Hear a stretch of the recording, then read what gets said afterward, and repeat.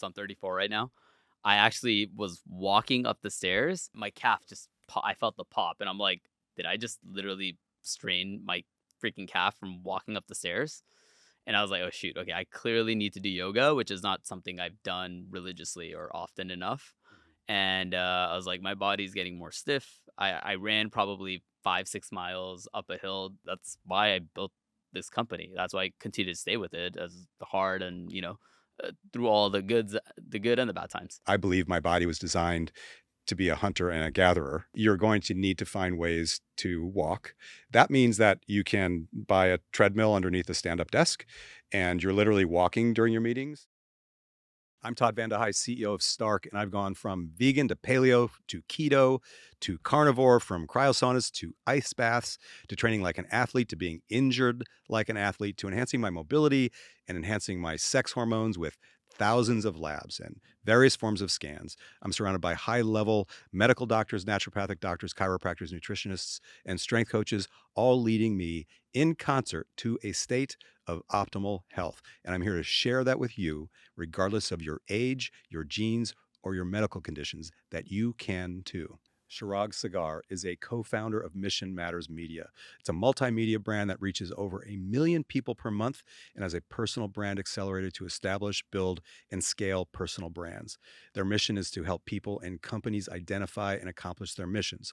Beyond the media, they also have helped over 1,000 people publish books, speak at conferences, launch podcasts and media brands, and coordinate PR efforts. Notable clients include Richard Branson, Barry Sanders, LVMH, McLaren, Bentley, Paytalk, Marriott Hotels, Baha Mar Hotels and Resorts, and more. He's an impressive young man, and we're going to get into some of his pearls of wisdom, which I'm amazed he's evolved to at his age, and also pass along a lot of information on how he can perform at his level.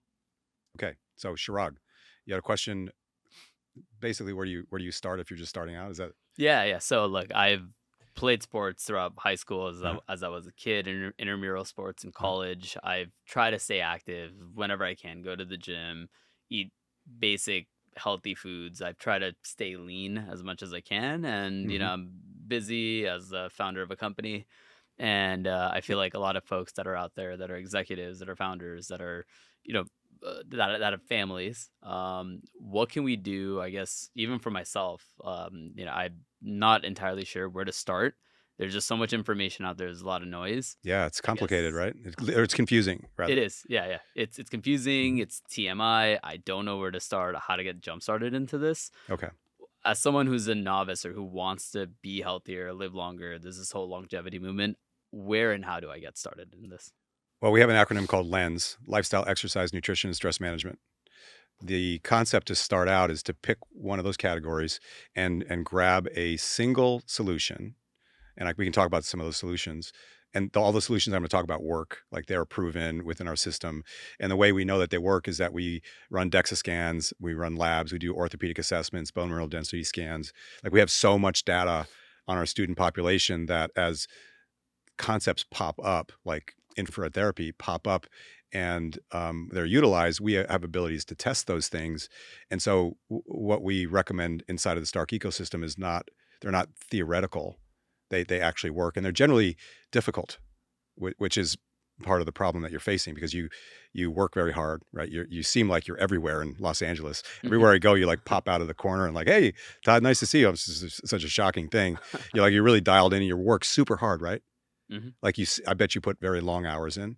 Uh, yeah, And I'm getting Indian family vibes from you I am as Indian. well. Yeah. Yeah, yeah. So you got that, I don't know, what is that Indian level of dedication? Yeah, it's like in terms of family culture. I mean, I'm born and raised LA.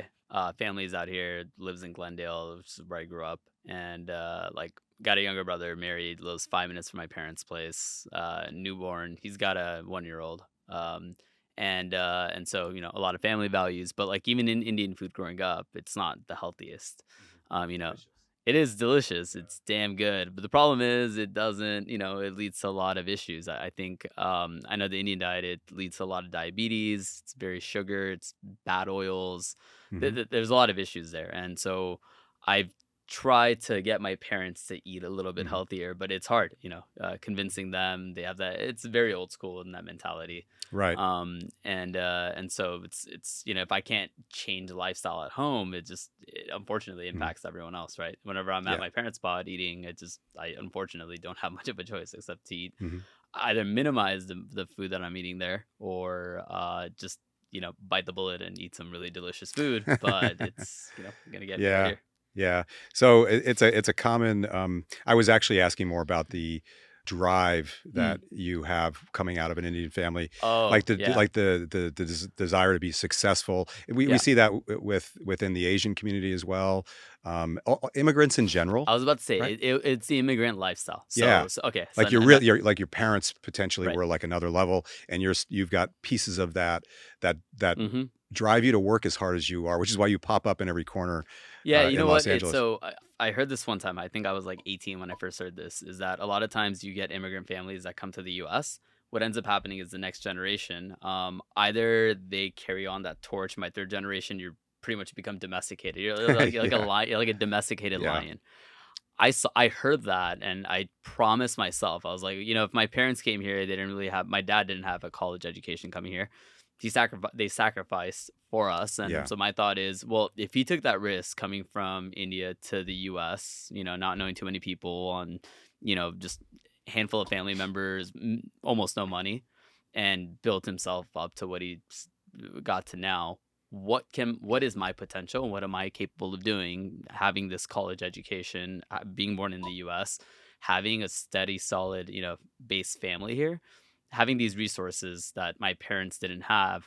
What can I do, and how much further can I get if I don't domesticate myself, come in with that same mindset that they had, and almost, I don't, it's not your back against the wall necessarily, but it's almost like it's a full free for all, and coming in with that same mentality. Mhm. And that's essentially what I've been able to approach it as. Yeah. So, I mean, we can end up with that concept because I share that. I'm not the first generation of an immigrant family from the Midwest originally. For whatever reason, I have the same sort of disposition that you have. It Mhm. springs out of my household. I have, I'm sure your family members and cousins and people within your familial ecosystem are also fairly driven, and they're pursuing something big as connected to or in relation to their parents. And within my familial ecosystem, I have very successful people. Like my brother's an astronaut. My sister's got a chain of yoga studios. My other sister is a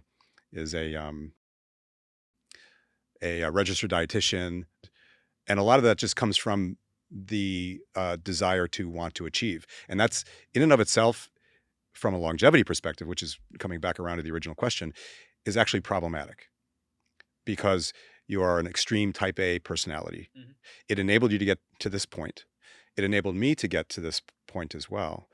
But at some stage, you have to, because of the implications around your health, you have to shift the way of thinking, which is, I'm just going to try harder. I'm going to do more. I'm going to pursue it harder and be more aggressive because you only have so many hours of the day, Correct. and your body is not designed to handle the kind of stress that you've put yourself through.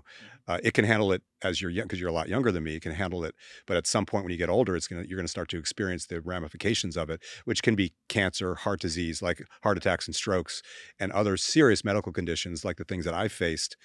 And in order to get there, this is my theory, you have to change the way you see how you fit into the world. You Mhm. don't give up anything. That's the key. Like, it's not like you're just going to dial it back and become semi-retired. I don't really think that's in your DNA, No, no, no, no, no. right? I know that. I think it's slowing down. It's funny though, because you mentioned a few things. So, firstly, I have experienced burnout.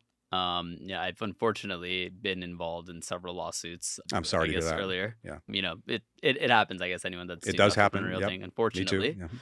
byproduct of that was burnout. I pretty much was like the grind hustle mentality that you hear, and I guess Silicon Valley. Like, I grew up in the whole Facebook when it exploded, and it was Mhm. like, oh, entrepreneurship is the cool thing to do. All of these universities started launching accelerators, incubators, and it basically allowed people to launch companies, and it became the next big thing, the next big wave of, let me be that person. And so that was the wave that I caught. And but part of that whole culture was work until you can't anymore, until you're legitimately burned out, which is what happened to me. Mm. And so part of that burnout was like I actually hired executive coaches that I ended up working with and realized that I did burn out. And there was a point of living a little bit more of a holistic lifestyle. And then part of that entire process of like figuring out what does longevity and health and wellness all mean was like it kind of interconnected, which was like I used to work out and to stay healthy, and I used to eat, but then it was almost like no, you got to keep chasing and you got to do more and more and more. It was almost to the point where right now I've done this a little bit more, which is actually sleep and monitor my sleep. Sometimes I do, Uh, and like there are times I don't get the right amount of sleep, but I try to at least set aside 1 to 2 days where I no alarm and I force myself to sleep 10, 12 hours, at least just to catch up and feel more refreshed. And so I say all of this because our company is called Mission Matters, mhm. and essentially we believe in the whole concept of ikigai. That's literally our whole ethos as a company. So it's like your passion, your purpose, your profits. It just so happened in the last 6 months where I walked down this path and I realized the fourth P in that tripod is actually peace. Because when you have peace, it creates harmony behind all of these different things Mhm. that you're doing. And part of that piece is, for me, was wellness, was taking care of myself, sleeping in, and actually being able to decompress. And it's funny because the rabbit and tortoise Oh, story. tortoise Yeah. in the Yeah. hair, yeah. So that's like, Yeah. slow and steady wins the race. Mhm. I finally understood what that meant because when you can decompress, when you can de-stress, when you can slow down, you can see the bigger picture a little bit more clearly and see where you're actually wasting time, what you need to do, what you don't need to do. It's almost funny. It's like when I started slowing down, I actually got to where I needed to go much more quickly as a result. But it took a lot of experience and a lot of Mhm. hurt and a lot of, I guess, a lot of roadblocks and things along the way. So you're much more advanced in that area than I was at your age. That's fantastic because that's gonna help course correct a lot of problems that you're probably not gonna face as you get older. And generally, people in your circumstances, they don't do that young enough. They just keep going. Yeah. And then when you're my age, that's what they think they have to that's who they think they are. And they just continue with it until they Mhm. hit some serious roadblock, like a health event, a medical event. Actually, 2 days ago, the first time it ever happened, so I'm 34 right now. I actually was walking up the stairs and I had my first muscle sprain. Oh, really? Okay. Yeah, my calf Okay. just, I felt the pop, and I'm like, did I just literally strain my freaking calf from walking up the stairs? And I was like, oh, shoot. Okay. I clearly need to do yoga, which is not something I've done religiously or often enough. Mhm. And I was like, my body's getting more stiff. I ran probably 5, 6 miles up a hill prior day, did a little bit more of like a weightlifting workout, something that I've always done. And this was my first time just walking, just my Mhm. normal activity. Boom, I felt the pop and I was like, shoot, I think I'm out for like 1 to 2 weeks. Yeah, I mean, generally, to prevent such thing, you have to do prophylactic or apply prophylactic techniques. Like my favorite is cars. I don't know if you heard of cars, Mm-mm. circular articular rotations. And here's the general concept: your joints love circles. So Okay. shoulder circles, neck circles, like aggressive movements, very slow, but you're pushing against the furthest edges of your range of motion. Mm. And you do it 1 or 2 or 3 times a day. It takes 5 minutes. Your neck, your shoulders, your thoracic spine, your hips. If you have issues with your knees and ankles, you do it there too. Like literally just make circles with your joints both directions. And over time, if you're pushing hard enough, you'll improve your range of motion instead of aging, which is the loss of that range of motion. Basically, you're just clearing out those joints, and they'll become really healthy and get better over time. That's an important concept. The other concept is to make sure that structurally your body is balanced from a strength standpoint. And if it's not, you'll potentially create issues like tweaking your low back or injuring an ankle or a calf or something like that. And that's because there's some part of your body that may be too strong as compared to the other. A really Mm. common example, you may have friends that have already had low back issues. They throw their back out and they do it over and over again. Hmm. And that's generally caused by sitting, or people with shoulder problems or neck problems. These are all sitting issues. Maybe you're a little bit too young for that. Maybe another decade goes by. I've had 2 car accidents, Oh, and so okay. I've experienced a lot more pain, and it's long term. I because it's been a few years now, but usually in my neck area, and a lot of this I know has to do with the fact that I'm working on a computer often. So I'm sitting there at my desk for long hours, And so I guess for someone like me, what would your process be to, from I guess to get jump started? Because I feel a lot of pain right here every now and then. And then I do go see every now, it could be chiropractors or masseuses who do acupressure, like therapy to unlock it. But what ends up happening is just bad habits over time, Hmm. re-trigger those areas again, and I could still feel the pain in those areas. And it's like it's a cycle, it's a loop. Yeah, yeah. So the fascinating thing about the human body is that it becomes whatever you want it to become, or whatever you tell it it should become. Hmm. So if you're sitting at a desk, you become designed to be great at a desk, but then you stand up and lift something up, and you're not designed for that anymore, and you injure yourself. Does that make sense? Yeah. It literally adapts to everything. What it was originally designed for is to hunt and to gather, and so we're upright, moving around. We squat down, take a look at the track of an animal, lay down in the shade, take a nap, get up, not be super stressed about this, but then when there's an opportunity to hunt, when there's an actual animal that's spotted, then the adrenaline Hmm. ramps up and you have, maybe 30 minutes at the most, maybe a minute of actually being in that heightened state of awareness. And then you go back to relaxing. And so if you just think about that as a philosophy for how you should be using your body today, which is going to sound weird, but I'll bridge the gap in a second. Sure. How do you enable your body to feel like or think as if you are a hunter gatherer, Hmm. but you continue to do your job at Mission Matters? That's the big question, the overarching question. And I would suggest to you that your weekly protocol should include asking your chat GPT for 15 minutes. First of all, telling it, I believe my body was designed to be a hunter and a gatherer, but I do this job, and you describe your whole job and how you use your body. What should I do this week that's new? And it will just lay these things out for you. But I Mm. can tell you what it will describe. You're going to need to find ways to walk. That means that you can buy a treadmill underneath a stand-up desk, and you're literally walking during your meetings. Mm. Like I walk about 15,000 steps a day, so it's like 8 miles or something like that. Yeah. I don't do it at night because that takes like 3 hours or 2.5 hours.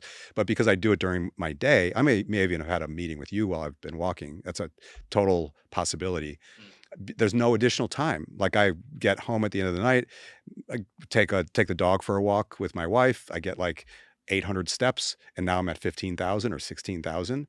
It's not difficult because I do it all throughout the course of the day. Mhm. Like right now I'm sitting, but earlier today I was literally walking back and forth in the Stark offices while conducting a meeting with my assistant and then my social media person.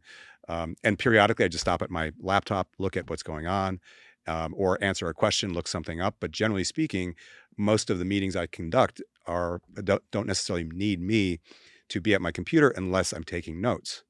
And if I'm taking notes, I don't do that anymore. I use an AI note taker. Right. So my Fireflies tracks everything. My assistant grabs the notes at the end of the day, applies them to whomever need to be a part of those either decisions or action items or whatever.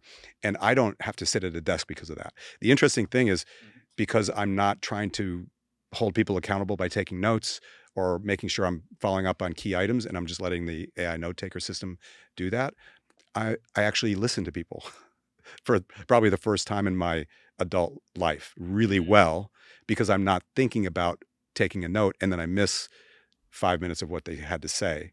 Does that make sense? Yeah, it's allowing you to be present in the I'm moment. very present, which has been an upgrade to my relationships, something I didn't really expect. And obviously, it's an upgrade to the way my body behaves because I'm moving at least 2 or 3 hours a day, Mm. not all day. It's not like an 8 hour. If we were actually hunting and gathering, we would do it for 8 to 10 hours a day because you just take a couple steps, you look at the track, you bend over. It's very, very slow. You're not Right. moving fast.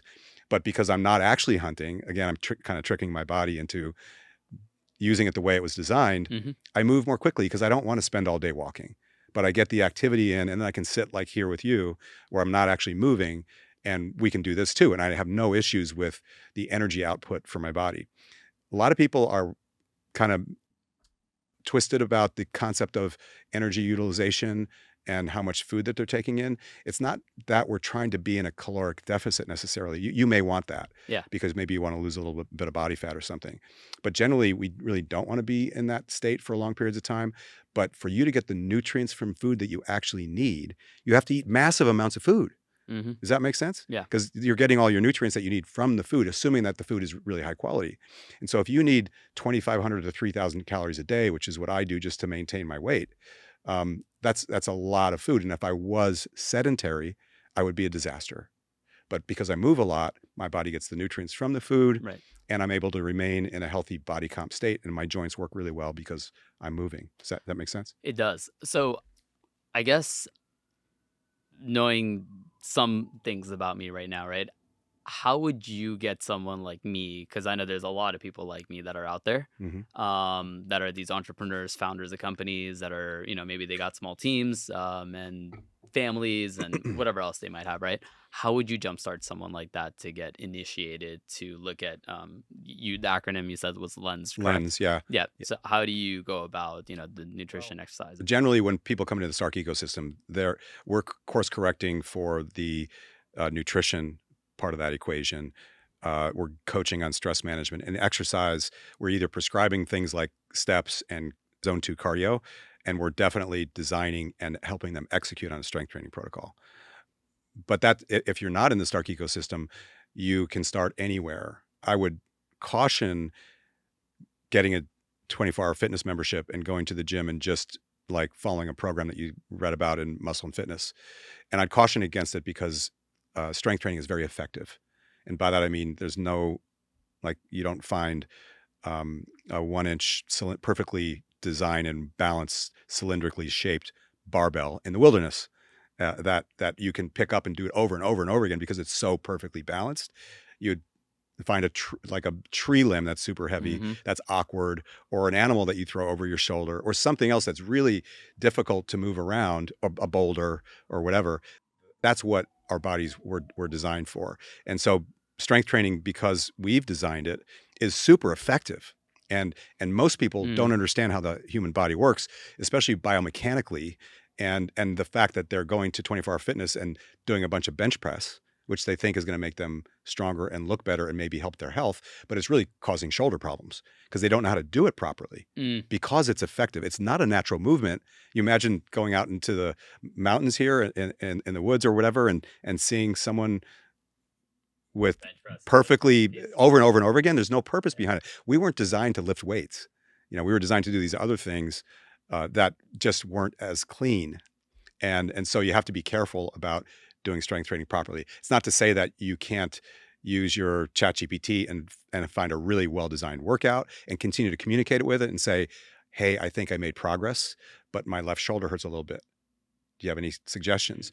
And you're going to get some guidance around trying to get your shoulders back into the right position because you've spent decades or 15, 20 years since high school sitting in this unnatural position with your head forward and your shoulders rounded and your elbows bent.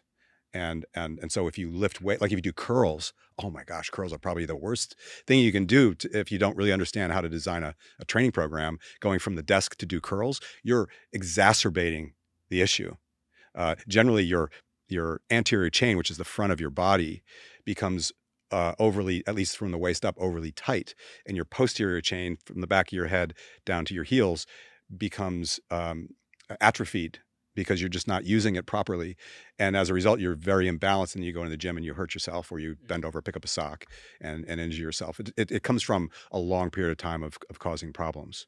Does that make sense? It does. Yeah. So it's, I mean, high school football. I played high school football and you're just taught immediately thrown into the abyss with the 50, 60, 70 others that we were playing with. And, you're just learning the techniques, which it's not monitored. It's not like you have a personal trainer watching you, making sure that every movement you're making is done properly. I went to public school system, right? So essentially you're just doing the movements to the best of your ability and learning it, right? So I feel like you're probably helping people unlearn bad habits. Yeah, it's I think this is my personal experience because I was a disaster before Stark.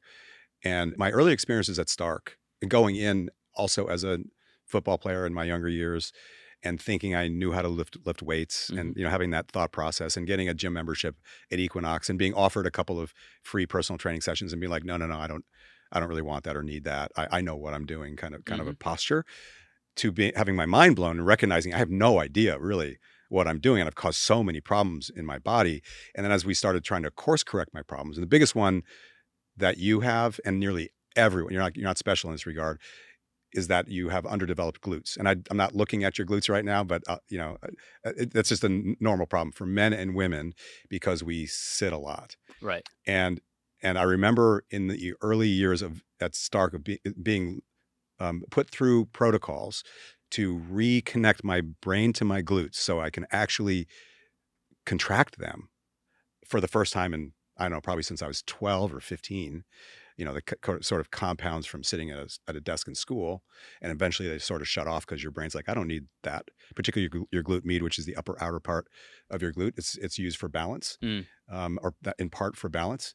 As I was going through that process, it's almost like watching someone post surgery go through physical therapy. Like they're shaking and they're frustrated and they're just trying to take a step. It was kind of like that. And I'm like, I literally can't feel that part of my body move.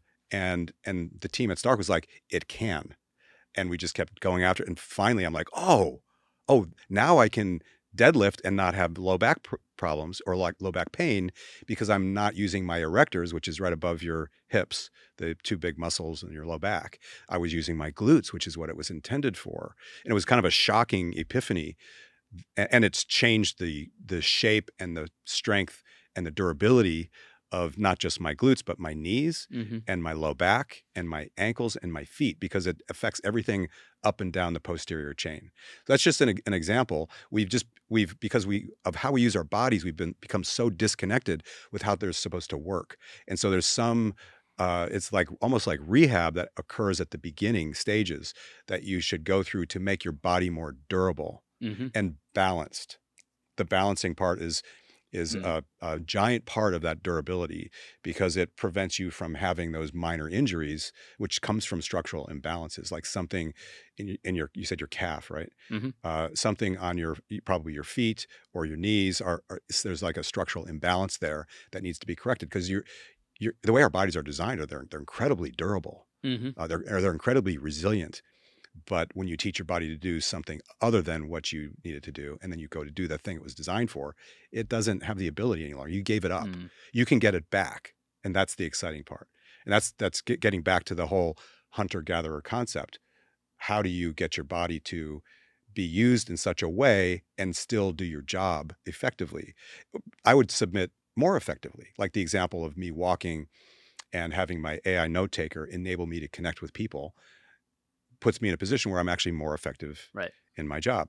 So that's a basic one. And so for people that are just like you're thinking, where do I get started? You have to pick one of those categories and a very, very simple thing. Don't be wrapped up into like, how quickly can I get to this optimal state? Just add one little detail at a time and then slightly improve upon it. And when you think you've got it really dialed in, like for me, steps at 15,000 a day, really 10 to 15,000 a day is fantastic. Once you get there and it's effortless, you don't have to think about it. It's a habit. I'm like, hey, let's get together for lunch. You're like, how about we just go for a walk instead? Right. And I'm like, that sounds great. And we just go for a walk. We have our meeting and we're both mic'd up and recorded into your iPhone and you upload it to your AI note taker. And so you can be present with me and we're outside, we're getting some sunshine. You kind of get the idea. It becomes habitual. And then you're also influencing everybody else around you, like your family and your friends and the people that you work with, which is, I think, one of the most powerful parts of the health journey, the impact that you have on others. Then you go to the next thing.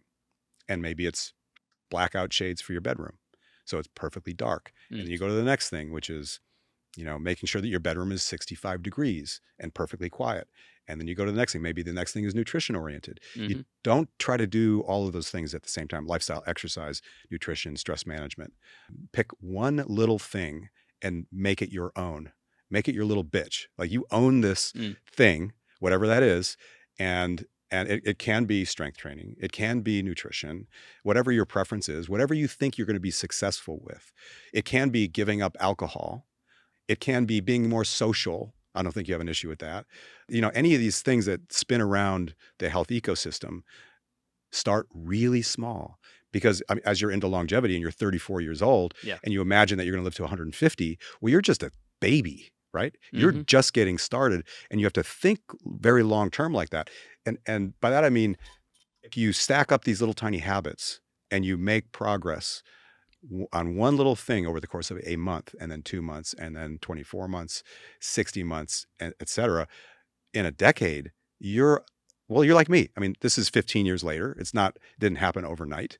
Uh, and I'm still chipping away at it. That's still a part of my way of thinking. Like, what am I going to add? Just little tiny improvement, and they all sort of stack up. It's essentially the reversing of the aging process, Mm-hmm.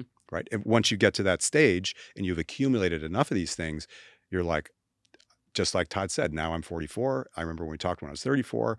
I am so much healthier today than I was back then because of all of these things that I've Mm-hmm. done. You have to use your body the way it was designed. That's the overarching philosophy, or the umbrella under which all of the tactics sit. Outside of new technology, what would be an example of something that's maybe newish to you that you think is interesting related to health? Yeah.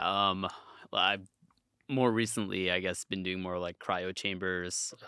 Experience my first hyperbaric chamber in the last 6 months. Okay, so Um, those are great, like tertiary mm-hmm. therapies or tactics to enable your longevity. Lifestyle, exercise, nutrition, stress management, that's the foundation. Mm-hmm. If you do these other things without the foundation, you're sort of spinning your wheels, to be honest. Like if you are having, let's say, exosome IVs, that's one of my favorites. And I'm not marketing this, by the way, because it's not legal to actually market it. But the utilization of something like that, or a PRP facial, that's another example. My face is going to look younger, but are the fundamentals there? Because if they're not, maybe my face looks younger for 3 or 4 months, then it goes right back to where it was because I'm doing lots of things to age my skin, including drinking. You know, it's a waste of money to do those tertiary or pursue those tertiary Mm. solutions when the fundamentals aren't really dialed in. Matter of fact, and there's a lot of money to be made in those tertiary solutions, and we provide some of them.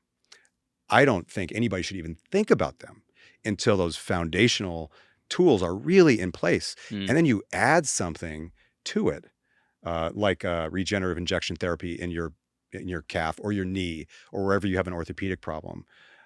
Or you use infrared saunas or cold plunges or cryo sauna. When you add those to it, they really become transformational. But without the foundation laid, Mm. they don't. It's entertainment, really. That's about it from my perspective. No, it's funny though because like in our current healthcare systems right now, doctors never prescribe the foundations, right? Lens. They never. They don't know how to. I think they would all agree. Mm-hmm. Like, yeah, absolutely. Lifestyle, exercise, nutrition, stress management. You should do all those things for sure because it's affecting your health. Do they know how to connect the dots? Generally not. Mm. They have some sense of it. They weren't trained in it, so I wouldn't expect them to. Right. But they have an appreciation for it. They believe that that's important. Mm-hmm. The execution thereof is really complicated because we have a sea of information. Well, and that's the thing, right? That was like I guess the premise of how we started this conversation was how do you get jump started, right? I guess when someone becomes like a Stark client of yours, what do you typically walk them through, and are you already approaching them from all four, characteristics of Lens, or how do you typically approach it? Well, there's always a doctor that's assigned essentially that works with the rest of the team as the lead and sort of like the health coach. And that individual determines where the first area of focus should be. Just as an example, if somebody limps in and says they want to feel better, they're just exhausted all the time. Well, we have to fix the problem with their knee because exercise is kind of off the table. And so there's a lot of work that needs to be done there. That's the primary focus. And so how do you fix the knee? And we communicate, like maybe that's you. Let's say you're 50 years old, you have a knee problem, you come in Stark. Like, we have to get your knee fixed because you can't really move very well. And the way we would do that is by treating the knee directly with various therapies, electromagnetic therapy and shockwave therapy and active release techniques and chiropractic adjustments and functional range conditioning, which is strength training in your furthest edges of range of motion. Have you heard of that particular thing? No, not Okay, like that. you should talk to your ChatGPT about that too. Okay. Functional range conditioning, Hmm. something you do like 2 or 3 times a day for your mobility. Yeah. So someone comes in and they have that problem, we want to treat it directly with those therapies that I just listed. We want to treat it indirectly with nutrition. So drop inflammation, make sure that you have on board the things that you need, the nutrients that you need to actually recover. So things like a high protein diet, collagen, and through the diet, you're going to start to lose some weight, so you're going to have less pressure on your knee as well. Hmm. There are probably other therapies we can throw in, like really high quality fish oil to bring down the inflammation even further.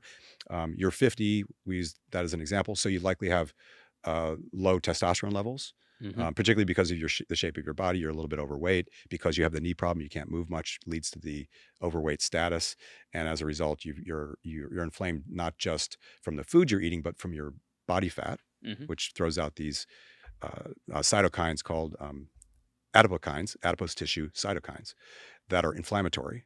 They're stored in your fat tissue, and so you're kind of a mess, and your testosterone levels are probably low. And that's a very easy therapy to put in place and have your brain light up because it's primarily a brain hormone. I don't know a lot of Hmm. people understand that. Testosterone is mostly affects your brain. And when you get back to a younger state in terms of your testosterone levels, that's the first place you notice it. You're like, oh, I actually want to do things now. I think more clearly. I can remember things. And so that's the experience of that. And that means that because your brain is working, you're enabled to start making better food choices, Hmm. and the better food choices lead to the faster outcome of fixing the knee. There are all sorts of other things that can be added to it, but those are the basics that would get directed to that individual for that Okay. purpose. So you've got the nutritionist on hand, you've got the physical trainers with the Yeah. exercise, you've got the lifestyle, I guess. What are like lifestyle changes that could be implemented to that same example Okay. with The same just example is, physio? and this applies to so many people, like whether you have a knee problem or not, whether you're 50 or you're 34, these things all help. Hmm. Like you wouldn't need TRT at your age, not likely, but the other things will help you in ways that you probably wouldn't imagine. So lifestyle related changes would be just making sure you go to bed at the same time every night. That's a big one. Making sure, like you described, you have more sleep now. That's a huge one. Hmm. I mean, you are regenerating your body every time you sleep really well. So that's a very important part of the process. Enabling the amount of time you spend sleeping to be better quality is also really important. Like I mentioned, blackout shades and if you're in a loud area, white noise to drown it all out and really cool. It takes some time to put those things into place. Like we have big windows in our place, these giant blackout shades that we Hmm. pull close or close at, before we go to bed every night make a huge difference. But it took me a while to get around to it, hire somebody to measure the windows and stuff. Like all that stuff has to be done. Right. So other lifestyle related issues are drinking. So you socialize a lot, Hmm. finding ways to be with people and not drink, walking around with a glass in your hand that isn't what are the taller glasses that they put water in? Like that's an obvious you're not drinking. So get a little tumbler that looks like you're having a gin and tonic or something, put a little straw in it and a lime, have ice, and you'll forget that you're actually drinking water. There's a contact high, everybody's happy and laughing, and you're Yeah. just right there with them, but you're drinking water instead. Right. So these are just, some little tactics that you can put in place that will lead you back to where your body was designed and intended to be used. Does that make sense? It does. It does. No, appreciate all the tips. I'm actually curious, as you're kind of building out, Stark, and you have your one location here in West Mhm. Hollywood, another one in Newport. I guess what's like next? So we also have one in Tustin. Uh, the next step for us is probably to expand out of the state. And that's just related to the complexities of operating in the state of California. I love California. I don't really want to leave. I won't ever leave completely, but it's difficult to justify when you see the P&L to remain in California because it effectively puts a lid on our Hmm. ability to grow and affect change in more people. And so we kind of have to go out of California, develop around the country, and then come back to California to continue to expand in California. It Right. seems kind of ridiculous, and perhaps the landscape will change a bit over time. Hmm. That makes that a relic in terms of my way of thinking. But that's what the next thing is for Stark. There are other interesting therapies that I'm fascinated about, some of which I probably shouldn't talk about yet. That are I would put into the tertiary category. The psychedelic assisted therapy category, like ketamine, which is legal in the state of California for that particular use, is a I would say that is more of a foundational therapy, which I think is going to be interesting to you. In that, Is that like stress disorder, or is that like a lifestyle change? Or no, it's neither. I would say it's a biggest challenge that we face with people. We'll just talk about change in general. Is that most people come to us, they're very intelligent, like you're a very, very intelligent guy. You think you really know about yourself, and you put yourself into a box. It's, I don't know, convenient and easy to communicate around. And the older you get, the more deep into that box you are. And that's who you think you are. Hmm. So you are a really, let's imagine that 50-year-old self, and you're very successful. You are 30 pounds overweight. You have consistent migraines. You have a low libido, and things are starting to kind of fall apart. And your conversation with yourself is, I'm 50. I'm just getting older. It's Right? like a self-fulfilling Yeah, prophecy at yeah. that point. And my parents are like this too. This is who I am, Hmm. right? And the fact of the matter is, you and I and everyone else, we're 0.5% different from one another. Maybe because we're both males, we're 0.4%. I've got a brother, maybe we're 0.2% different. Like, we're really the same fundamentally. And so when you start thinking about the genetic impact of being that 50-year-old guy, it doesn't serve us to think like that. We're really, like, that 50-year-old guy may have a buddy like me, and I just did things differently when I was 45. And so when I'm 55 or 50 at his age, I'm in a different place because of all the things I did every day, all day long, over this long period of time. I used my epigenome, which is, I believe it's Greek. Greek is above Hmm. the genes. Those determine how your genes are used. And your epigenome, you are in total control over. You're in control of it, over it, with how you spend your time, how you think about the world, how you think about how you see yourself, how you relate with people. There are like trillions of transactions have happened inside of your body and mind just in this conversation Hmm. that informs how your body reacts physiologically and which genes are used and not. And that means that we have the power to change ourselves dramatically, Hmm. and not just physically, emotionally, intellectually, psychologically. And that's a powerful state. I mean, we are truly divine creatures when you start to understand Yeah. the human body. And here's a great book for you to read. Anybody that's listening to this that wants to go down this path, The Biology of Belief by Bruce Lipton. I hope I get that Hmm. author name right. It talks about the epigenome. It's a book about the epigenome. It's a fascinating read, and it's a little bit scary because then you're like, well, everything I am, the good and the bad, is because of my thoughts. Correct. Yeah. I actually had an interesting conversation with a friend about this actually just over the weekend. We were talking about, can people change and evolve their baseline? His response was, I don't believe so. I think people are who they are. I told him, I don't believe that. I believe you can actually increase your baseline.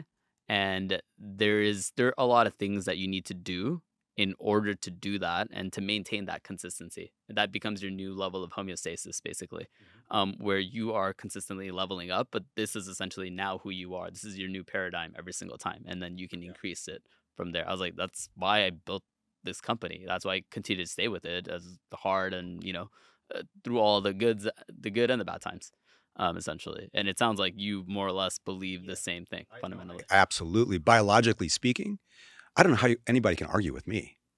I mean, No. there's small little changes between us. No, I'm just saying that, like, Yeah. I don't think I'm gifted because I have abs. I think I decided to do this. I believed first, and Yeah. then I took the action that led to what you can see of my health, which is my body. There's a lot going on inside that you can't see that also has been course corrected. But it's all because of the behavior. It's not because I have Yeah. exceptional genes. The genetic conversation is really frustrating to me. I don't even know why we'd want to focus on it because we can't control that. Right. Like, knowing that some of them exists, I mean, to a certain degree, like Peter Attia talks about certain genetic predispositions and that we have to understand them. And so we can be careful around them. That makes a lot of sense to me. But generally speaking, we should focus on the epigenome. It's a sea of potential and opportunity that will completely change your life. In your case, for the next 115 years, right? 115 years Hmm. of being a new version of yourself that you prefer will get you there between now and sometime at 150 years old. Yeah. It's probably going to happen in 2 years or 5 years. Yeah, I was gonna say this is assuming you can't just extract your brain and your We haven't even conscience. gotten there. Yeah, I Yeah. know. Yeah. Well, that's And when you yeah, get there, of course, yeah. you start to recognize how powerful we truly are. Hmm. But we're powerful right now in our existing bodies. At my age, at your age, we are powerful. We can become anything we want to become. We just have to decide to go down that road and believe that it's going to work. That's the most difficult thing. Back to that 50-year-old Right. who's like, this is me, this is my family, my whole history is like this. I'm just going to keep eating Doritos. And he's like that because of the Doritos, not because of his family. And his entire family eats bunches of Doritos too Right. and drinks beer. So, of course, that's where eventually he's going to land. And so you have to really get a grip on the way you're thinking, which is why I'm interested in psychedelic assisted therapy, because being Mm. able to, and specifically ketamine because it's legal, when you're able to actually see yourself at arm's length for the first time in your life. And I don't know, you can get there through meditation as well. I've had been meditating for about 15 years as part of my health journey as well, and you can get to that state that's very, very similar to being in a psychedelic state where Hmm. you're able to actually see yourself in a way that maybe other people see you, and your ego is sort of diminished, Hmm. and that's when you can start to recognize the connection between like something that somebody said to you when you were little, like 5 years old or 7 years old, that changed the way you think about yourself. It could be Hmm. positive or negative, Correct. and it keeps informing your decisions about yourself today. So you start to see all these lines. You're like, oh, I just became that way because my mother said that about me. And I believed it was possible. Or I believed it was true. Again, it could be positive or negative. And I'm still thinking that way. And I'm going to hold on to that because it serves me. And these other three things that my buddy in grade school said about me that continue to fuel my fire is creating a lot of anger inside of me. I'm just going to let that go. I don't need that anymore. And that's a very powerful position to be in because as a new Stark student, for example, and I hope that they go through this process in the beginning of their journey with us, is that they come out of that appointment believing they can do anything they can, which I firmly believe, but they do not believe it. What that leads to is taking years of transformational time instead of like just blazing right into it. Right. Because if you think that you're 7 feet tall and you can slam dunk a basketball and you've never done it before, but you really believe you can, you're going to slam dunk the shit out of that basketball, right? You're just Yeah. going to grab it and be like, bam, see? And it's not going to be surprising to you. You're going to enjoy it. You're going to love it, but it's not surprising. To get to that state, that's a difficult and most difficult part of the health journey, to Hmm. actually believe that the work that you're putting in will lead to the results that you want. And that's Yeah. why, because the feedback loop is so big, especially with those lifestyle, exercise, nutrition, and stress management tactics. And The depending on the feedback loop is so person, big. long too. Yes. Depending on the person or Can situation. be very, very long, and you don't see the results very quickly. The belief has to be stronger. Hmm. Does that make sense? Yeah, it does. If I were to summarize this, only because this is part of my journey that I've kind of lived through as well, I think it's the key to a lot of this, I believe, is forgiveness. Ultimately, Oh yeah, yeah. it's if you can Hmm. learn to forgive yourself, which for me took the longest to Hmm. understand what that actually meant, and then forgive, to your point, the 5-year-old example, mom or friend or whoever it is, and then go through your entire life almost forgiving every single person, God, yourself, whoever it is, whatever it is, dog, right? It doesn't matter, whatever the situation is. You get to this point right now where once you forgive everyone, there's almost no one to forgive, which means you're not imparting blame on anyone except taking full ownership, responsibility, accountability. And Hmm. then I feel like it's just much more fluid to then create the changes that you ultimately want. Yeah. That's a great summary, a great way to look at it. I like the blue zones as an example of Yeah. that. It's not they're not, the terms aren't forgiveness, but it's the same kind of concept where one of the most common threads in all the different blue zones is that the older people are in a tight community. And when you, I don't know that they talk about love in the book or in the series, but you can see that it's present on the faces of those older people, the 120-year-olds. And they get it from loving, being surrounded by people that love them. And you can see that they also love themselves. Like they have a place in the family, they have a place with their friends. It's important that their friends and family, it's important to their friends and family that they're there with them. And so they have this heightened sense of purpose or purpose. Mhm. And so they have this ability to continually be bathed in love. And back to your point or your variation of this, learning how to love yourself is the most difficult part of that journey. Mhm. Like forgiving yourself, using your words, really loving yourself and learning that process is exactly the same process as learning to love a significant other or a family member or someone that did you harm or a community of people or whatever it is. But it all starts with loving yourself. Like once you really respect yourself and love yourself, it's not difficult to change a lot of things, which it's a fascinating, like when you understand the biochemistry of love, that's also fascinating. Like in this moment, we're talking about love. You're getting a little, I'm getting like some goosebumps. You're getting a little bit of oxytocin from my energy. Like this is changing our physiology Yeah. just by talking about the concept. You hug someone you love, Yep. it's affecting you. I mean, people are just fascinating. Have you read the book Letting Go? I have, yeah. So the maps of consciousness, that's what I look at, right? I think it's like enlightenment at the top, peace is right under Mhm. that, which by the way, total tangent, but actually to my point, the forgiveness aspect, when you forgive everyone and everything to the point where I think that's where you get your inner peace or peace basically. Like all those kung fu movies, the karate movies I used to watch as a Yeah. kid, essentially. So there's like I think it's enlightenment, peace, joy, and then love is right there, and then it essentially goes down into lower frequencies. But I think that's essentially to your point, all the habits, all the thoughts, all the actions. Mhm. Was that Plato quote where ideas leads to thoughts, thoughts lead to actions, whatever those six things are. I think that ultimately is the belief systems, right? And it's being able to crack that code. And I guess the older you get, it's just you kind of fall victim to your own mentality. Yeah. According to the experts, the older you get, the harder it is to course correct anything that we're talking about. Right. Because you believe it more. Your thought patterns are more deeply grooved. They become more narrow and deeply grooved. The things you believe about yourself, the older people are more set in their ways. That's optional. That's the fascinating thing about human biology to me. Everything is optional.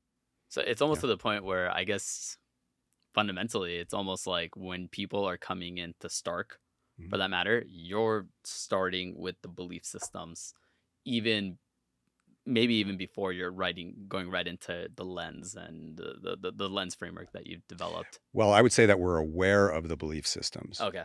The students generally are not even aware of those belief systems. Right. We've been trying to find solutions, therapeutic solutions, to enable them to see it. And that's what I like about that particular type of therapy. It enables you to see it. We can speak with them about Right. it. It's because they're in their bodies, they're in their minds. It's very hard to step apart Step away from it. Yeah. and look at yourself in a way that's objective Mm-hmm. and also loving. That's hard to do. Yeah. And so I would say that we have to currently, without a psychedelic assisted therapy solution or a decade of talk therapy Meditating. Yeah. or a decade of meditation, Yeah. without those things, which take a lot of time, we have to lead them down a road where they get some success in one aspect of that ecosystem that we provide. And then when they start to see it, they start to believe a little bit and a little bit more and a little bit more as they start making progress. Well, I want that faster for them because I know the capacity is there. Right. They have all the tools in their body without limitations of like the knee problem or whatever. But generally speaking, they have everything they need. It's crazy. They have all the tools Mm-hmm. and they don't believe they can get there and they've never been there. That reinforces that thought pattern when they don't know because they don't understand how their body's designed because that's just not what they do for a living. Mm-hmm. They don't know what they're capable of. And it's not just, physiology. It's emotional health. It's success at work, being a better leader, being a better communicator, Mm-hmm. being better with their children. It's all the things that they're just so impassioned over, Right. but they don't think that they can just like level up almost immediately. And the capability is actually there. That's what's so remarkable about us and her and Right. everybody else that we bump into on the street or at an event or whatever. Everybody is capable of that. I believe it. I believe it Yeah. to the core. Yeah. Oh, this was fun. Yeah. It was fun. Thanks for Yeah. hanging out. Yeah, absolutely. Okay. Thanks so much.